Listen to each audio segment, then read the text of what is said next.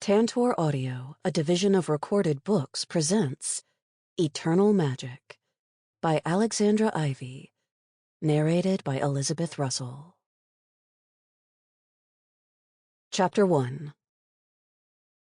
Spring was springing, or at least there was a faint promise of spring in the air, luring the winter-weary citizens of Linden, New Jersey, out of their homes.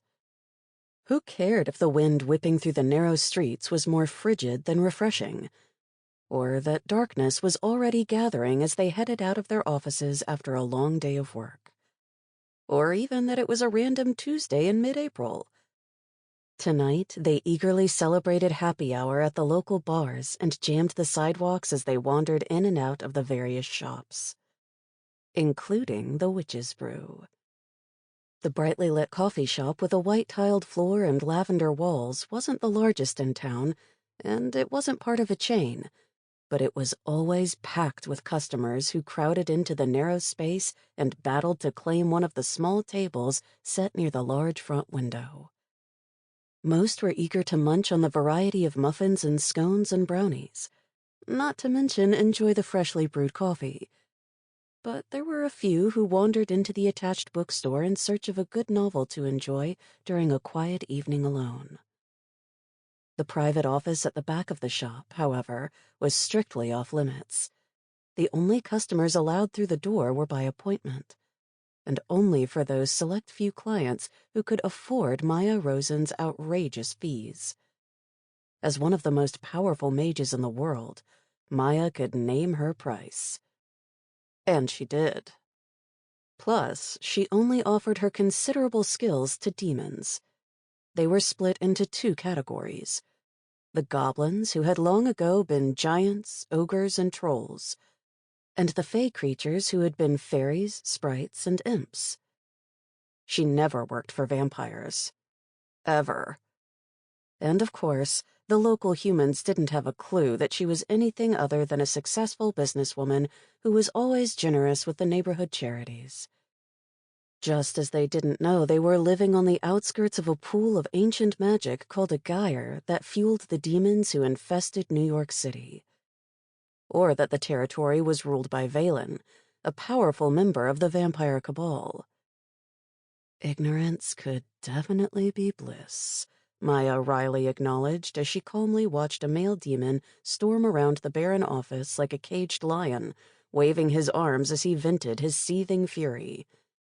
At first glance, the intruder appeared to be a regular guy in a tailored gray suit, with his dark hair smoothed from his square face. Maya, however, could see the dark crimson aura that throbbed around his large body.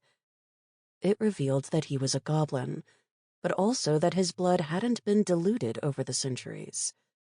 She could also smell the sour stench of his fear that he was trying to hide beneath his loud bluster. Understandable.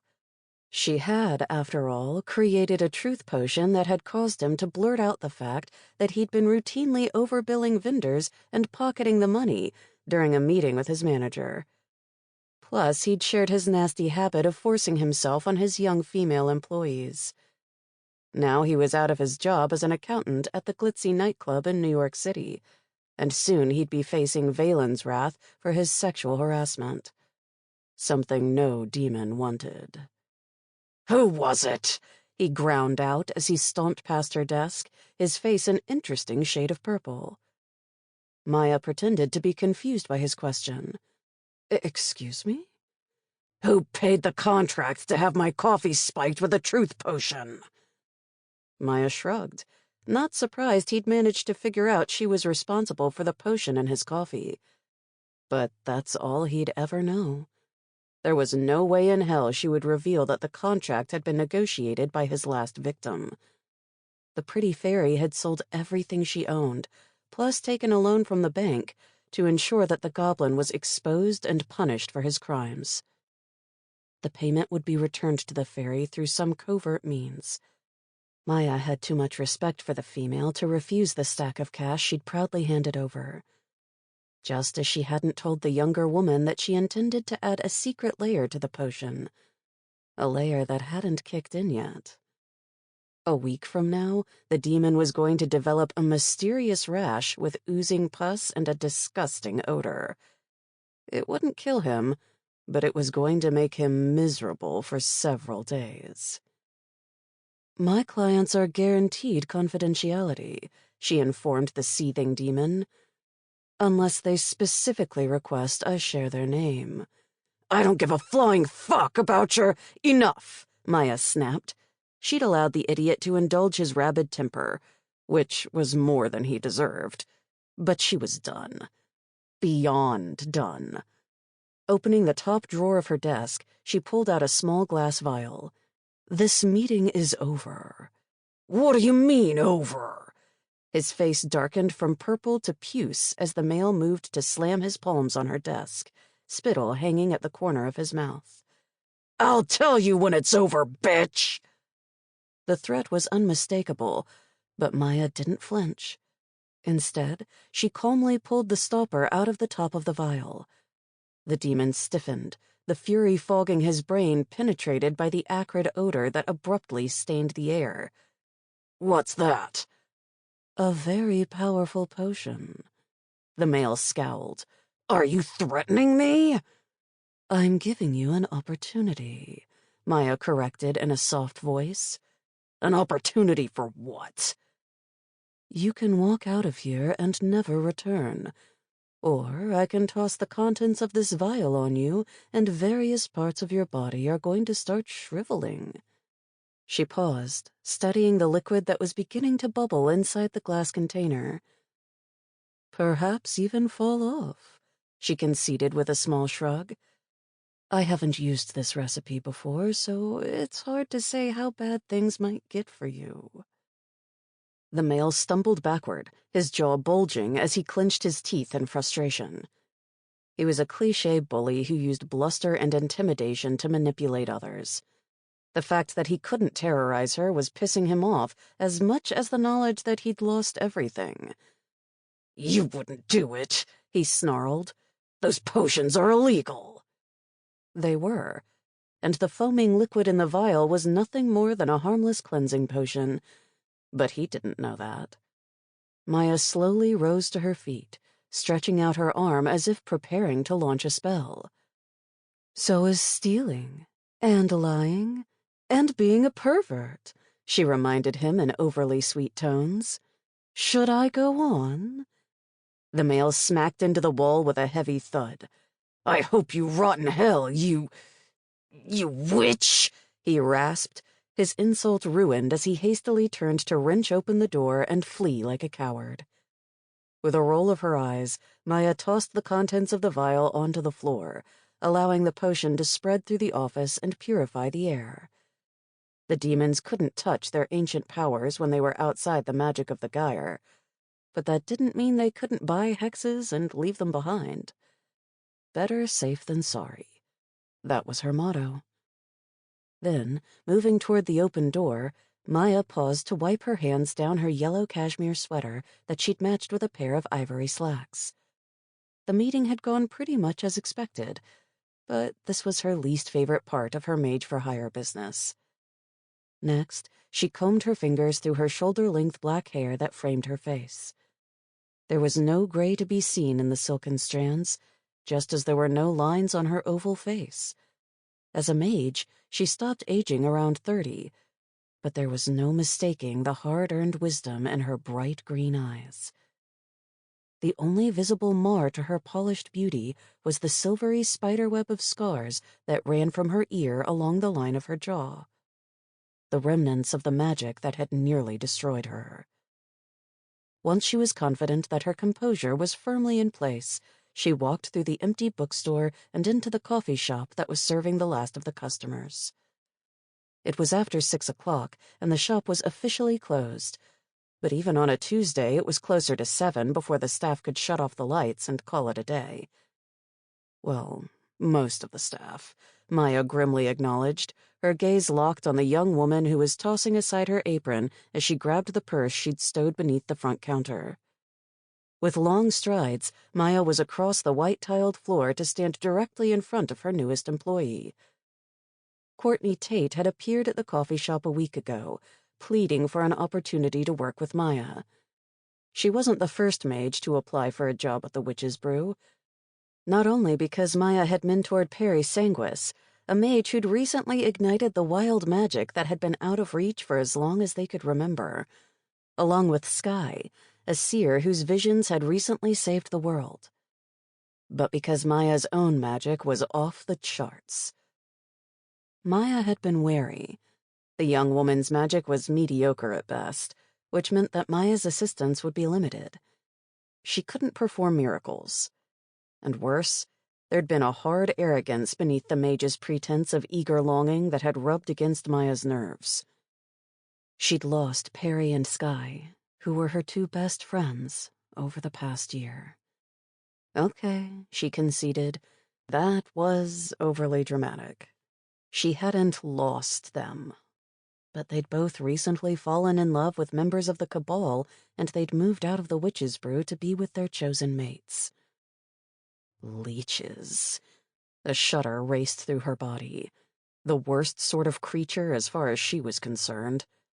Unfortunately, they hadn't asked her opinion. But despite the very large hole that had been blasted into her life with their absence, Maya wasn't desperate enough to take in the first mage who wandered off the streets, especially one she didn't even like. Still, there'd been something suspicious about her. Maya couldn't put her finger on what was off, but she knew without a doubt Courtney had no interest in being mentored. Not by anyone, including Maya. She also knew the only way to discover the reason the young mage had gone to such an effort to get access to the Witch's Brew was to hire her. Eventually, she would reveal the truth. Now she studied the younger mage with a suspicious gaze. Courtney was several inches shorter than Maya, with blonde hair that was cut pixie short to frame her round face. Her eyes were blue and so wide they gave her the appearance of being perpetually surprised, while her lips were plumped with some sort of artificial filler. She wore figure-hugging dresses and designer heels nearly as high as Maya's. "You're leaving?" Maya demanded, glancing toward the last of the customers who were shuffling out of the shop. "You haven't finished cleaning." Courtney shrugged. "Yeah, well, I gotta bounce." "Is something wrong?" "Hard to say. My mom called and said she's not feeling good. It's probably nothing, but I gotta check on her." Courtney widened her two wide eyes. "You don't mind, do you?" Maya felt a surge of annoyance. Did the stupid girl think her innocent act could sway a battle-hardened mage?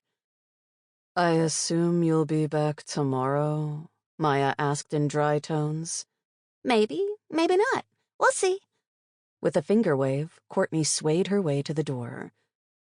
There was a snort of disgust from behind Maya, and she turned to discover Joyce Shelton removing the unsold pastries from the front case, even as she glared at Courtney, who was out the door and headed down the street.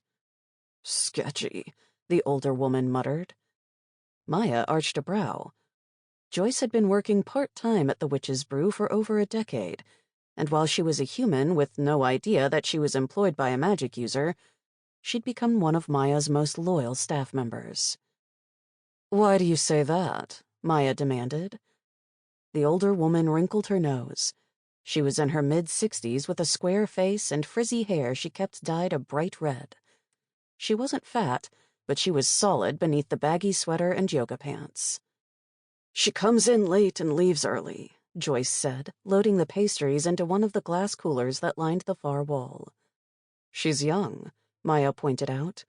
"Young doesn't mean stupid. She can tell time, can't she?" Joyce pointed out. "And it's not like she doesn't have a clock. Her eyes are glued to that phone of hers like she's expecting a message from the Almighty." Maya studied the woman's stiff back with blatant curiosity. Joyce was gruff, but she never complained about the girls Maya took under her wing. In fact, she doted on Perry and Sky as if they were her own daughters. "Anything else?" Joyce shut the cooler with a snap and turned back to face Maya. "While you were in your meeting, I caught her coming out of the basement." Maya stilled, her gaze moving toward the steel door behind the counter. "You're sure?" Joyce clicked her tongue. Of course I'm sure. I'm old, but I'm not blind. I saw her sneaking up the stairs with my own eyes." "How did she get past the lock?" "Don't know." Joyce grabbed a mop from the utility closet. Maya would cast a cleansing spell later, but she requested her human staff to follow a typical closing routine. Otherwise, they would wonder how the place was always spotless. "I told her it was off-limits to everyone, including the staff, on the first day she came to work." So had Maya, but she wasn't surprised that Courtney had sneaked down to the cellar. As a mage, the younger woman would know that the steel door was installed as a secondary layer of protection in case the vault where Maya kept the most dangerous potions and spellbooks was breached. It could have been natural curiosity that led her down there, or something more sinister. Maya had several rare and valuable items stored in the vault. But what did surprise her was the fact that the girl had managed to break through the warding spell she'd placed on the door. Maybe she had more power than Maya had originally suspected. "Did she say anything when you caught her?" Maya abruptly asked. Joyce shrugged. "She claimed she'd gone down there to look for extra napkins, as if there weren't plenty under the counter." Maybe I should have a word with her." "Good luck with that. Doubt she bothers to show up again." "You're right." Maya felt a stab of urgency slice through her. "I need to speak to her. Can you lock up?" "Yes, but—" "Thanks." With brisk steps, Maya returned to her office to grab a leather satchel filled with several vials of potions, along with cash and a variety of ID cards. She paused to scoop her phone off her desk before she was heading back into the coffee shop. She was halfway to the front door when she felt Joyce reach out to touch her arm. "Be careful." Maya blinked at the edge in the older woman's voice, as if she was genuinely concerned for Maya's safety. "Strange." "Always," she murmured. Continuing her path out the door, Maya touched the emerald pendant she wore on a gold chain. It was more habit than a necessity. She didn't need the extra magic she'd stored in the priceless gem to track her young employee, or even to blend in with the pedestrians who clogged the sidewalks.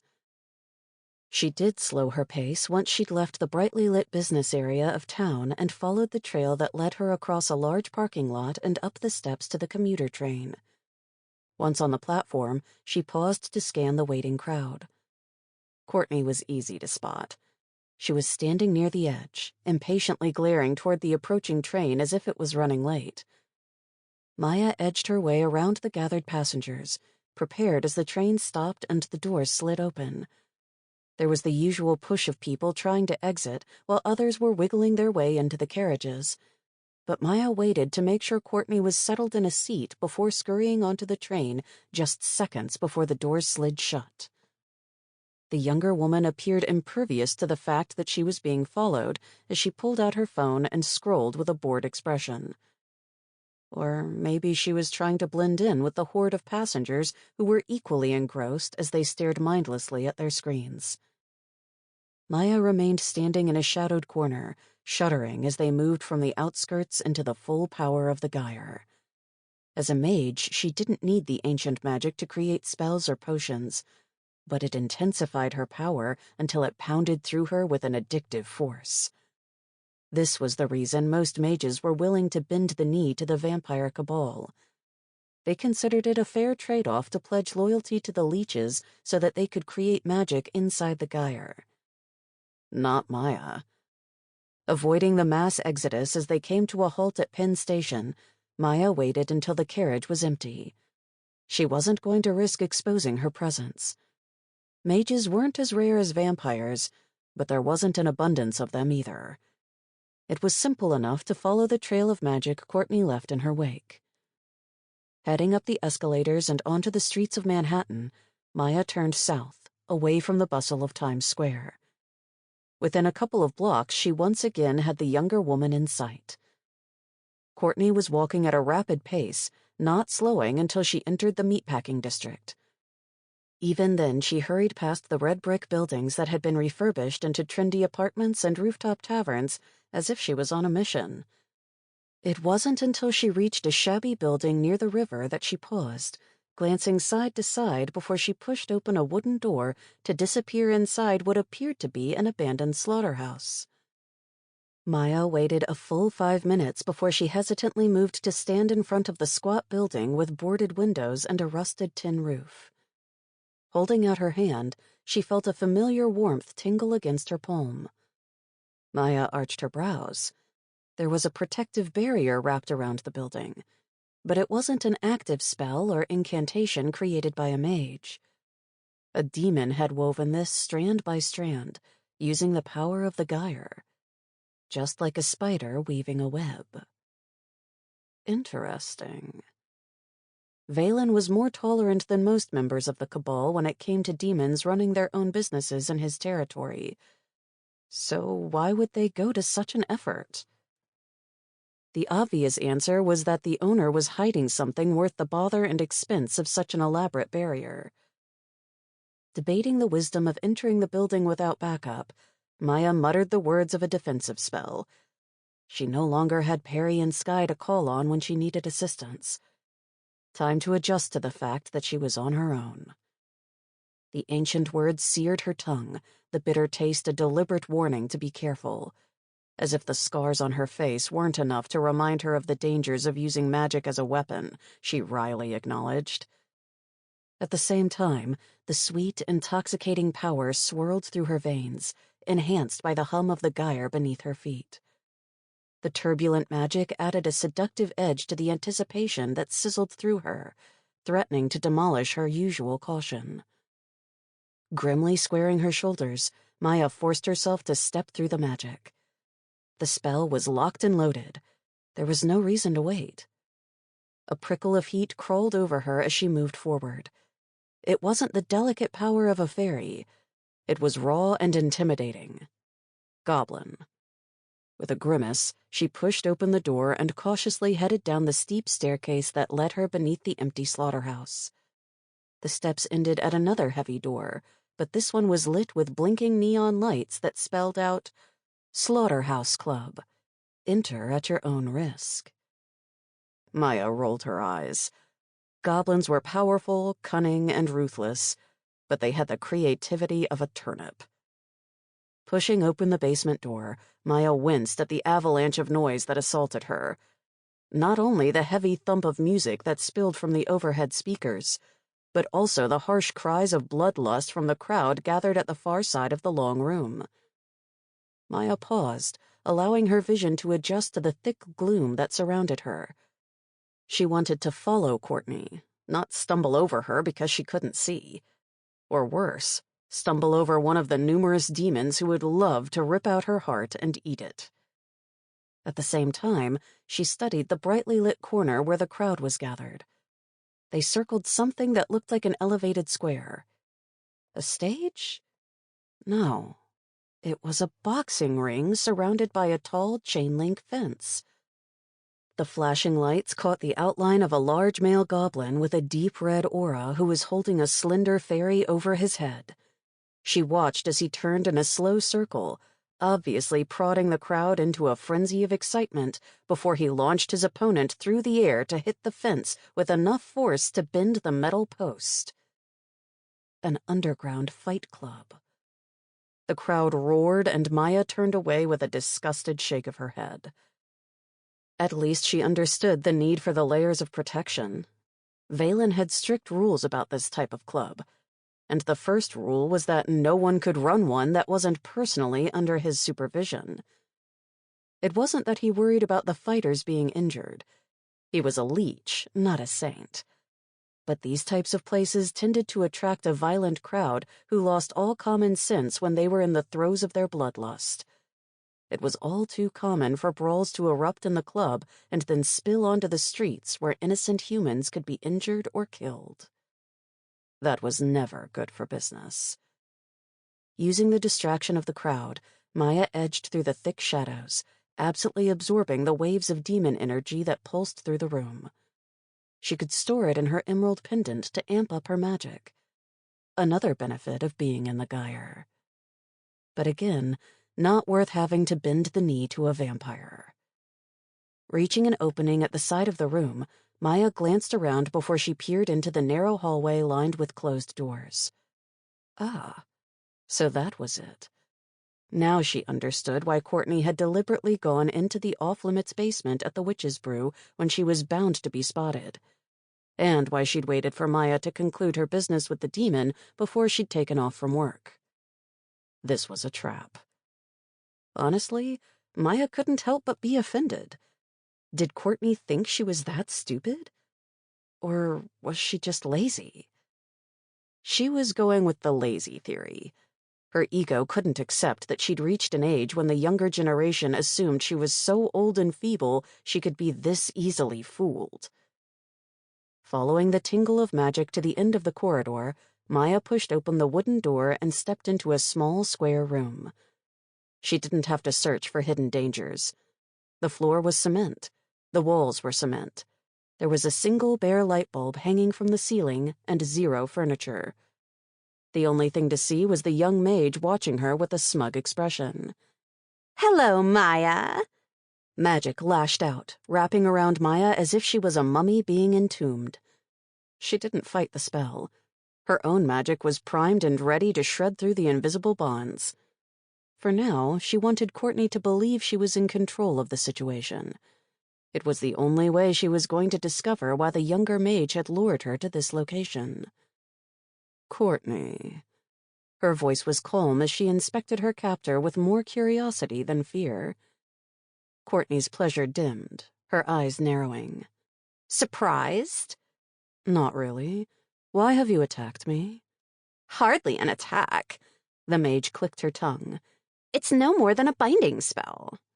Answer me. "Answer you?" Courtney stepped forward, her heels clicking on the cement floor. "Are you seriously giving me orders?"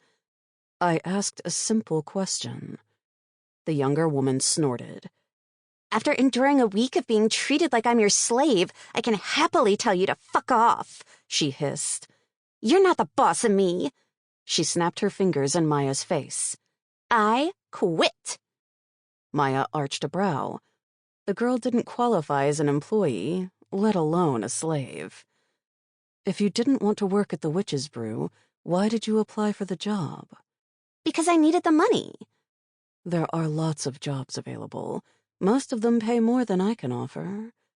Courtney released a sharp laugh. "Do you really think I'm the sort of woman who works for minimum wage?" She deliberately glanced down at her designer outfit and manicured nails. "When I say I need the money, I'm not looking for a lousy paycheck. I want the sort of payout that can keep me in luxury for the next year." Maya wasn't offended by the snarky words. In fact, it was reassuring to know her instincts about this mage hadn't been wrong. "And how do you intend to get your generous payout?" The woman lifted her hand and gestured toward the door. A second later, it slammed shut, muting the music and roar from the distant crowd. Maya breathed a sigh of relief. Maybe she was getting old. Her ears were ringing from the noise. "Obviously by capturing the infamous Maya Rosen," Courtney informed her. Infamous? Maya kept her expression mildly curious, even as she inwardly dismissed the various fears that had run through her mind when she'd been following Courtney. In the past year, Perry had battled an ancient evil magic. And then Skye had been swept into a plot that would have bathed the world in fire. It was almost boring to discover this was nothing more than a mundane desire for revenge. Should I be flattered or insulted? "Be whatever you want. I don't give a shit," the younger woman snapped. Clearly, Maya wasn't as terrified as she'd hoped. "I just want my money." Who's paying you? Courtney rolled her eyes. "What a stupid question. In my business, we don't exchange personal information. I do my job, and I get paid." Your business? "Assassin." Ah. Maya rolled her eyes. There might be a handful of demons and mage assassins who had the skills to kidnap or kill her, but they weren't stupid enough to try. On the other hand, there were a whole plethora of assassins who plied their trade without an ounce of talent.